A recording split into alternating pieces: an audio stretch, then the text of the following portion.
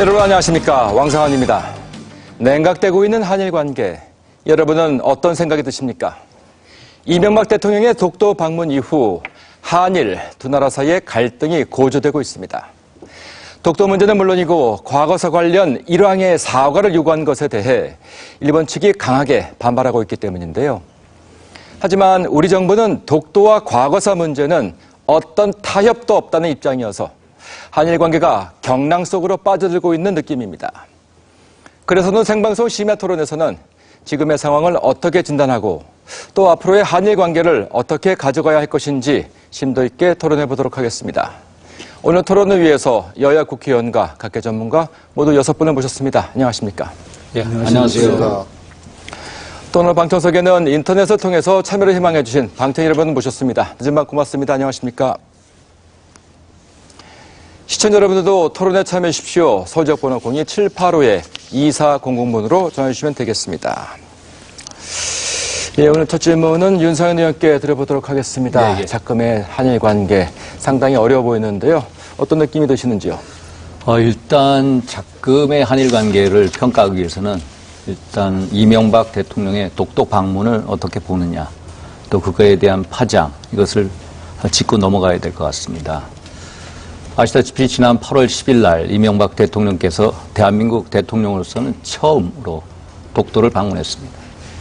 2008년 취임 초부터 대통령께서 미래지향적 한일 관계에 대해서 강조를 해왔습니다. 또 큰 기대를 걸었습니다. 그런데 미래지향적 한일 관계라는 것은 대전제가 있어야 됩니다.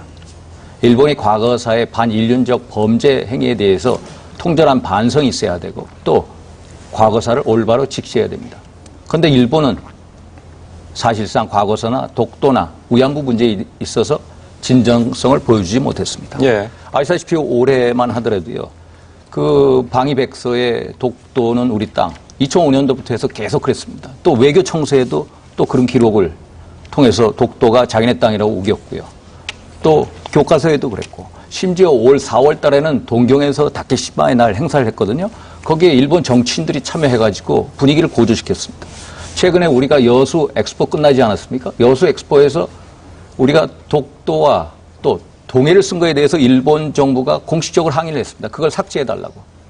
그게 말이나 됩니까? 그래서 우리가 삭제 못한다고 하니까 결국 저펜데이에 그 기념식 때 일본의 관리들을 못 보내겠다. 결국 안 왔습니다. 심지어 독도 방문 이틀 전인가요? 우리의 외교 백서에 뭐라고 우리가 기술되어 있습니까? 대한민국은 대한민국의 고유 영토다. 국제법적으로나 지리적으로 또 역사적으로 대한민국의 영토다. 이걸 가지고 항의하기에 이르렀습니다. 그러니까 대통령 입장에서 이걸 어떻게 보겠습니까? 이건 명백한 도발이다. 그 도발이 지속적으로 지금까지 되어 왔다. 또 주권 침해다. 이런 상태 하에서 대통령으로서 국토 방위, 영토 수호의 의무를 지는 대통령으로서 그냥 있을 수 있겠는가. 네. 그래서 뭔가 세기를 박아야 되겠다 해서 대통령께서 독도 방문을 하신 거고요. 물론 그거에 대해서 지금 이제 일본이 ICJ소를 통해서 이제 한일 관계가 급냉각돼 있는 상태다. 그래서 일단 대통령의 방문에 대해서 일단 여러 가지 이제 비판적으로 말씀하시는 분들도 있습니다만은 대통령으로서 노다 정부에 대한 기대를 줬고 확실하게 독도 문제에 대한 세기를 박으려고 하는 진정성을 평가해 주셨으면 하는 바람입니다. 예. 말씀하셨으니까 예. 그러면 대통령의 독도 방문 문제부터 짚어보도록 할까요? 강창 의원께서는 어떻게 보십니까? 예, 우선 주권 국가의 대통령으로서 자기 영토에 가는 것이 당연한 정치 행위고 좋다고 생각되는데 혼란스럽습니다. 왜 하필 지금 가죠? 실제는 저가 독도특위위원장을 2년 동안 했었는데 그 재작년에 그만큼 가십사 이렇게 요청을 했습니다. 재작년이 뭔가 하니까 일제 한국 강점 100주년 되는 해였습니다. 작년에 그 교과서 문제부터 시작해서 아까